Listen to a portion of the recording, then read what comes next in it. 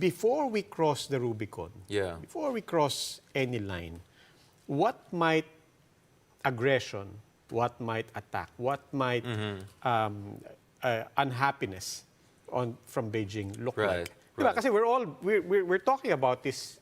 We're talking about bases. We're talking about military exercises. But let's face it, it won't necessarily come to traditional warfare. And there are many ways that we can get hurt. So there's a 50 shades of potential contingency before all-out conventional warfare. Yun yung tinatawag na hybrid warfare, to get it from the Russian strategies. No?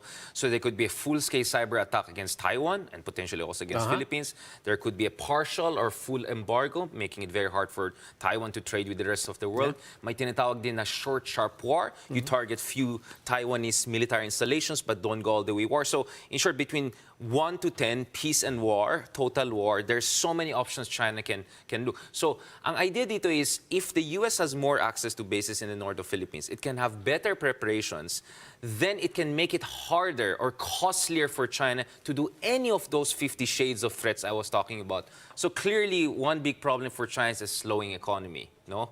So I'm not sure picking a big warfare is the best thing while your economy is slowing down, unless you're so desperate you want distraction.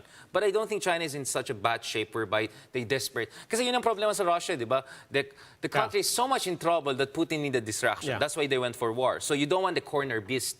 I don't think Xi Jinping is a cornered beast. I think Xi Jinping is a humbled, massive force on the global stage and is rational enough to recalibrate. The other thing, of course, for China also is, pati sila, they're still modernizing their armed forces. So nakita natin some glimpses that they're catching up with the US dun sa ginawa nila exercises around Taiwan.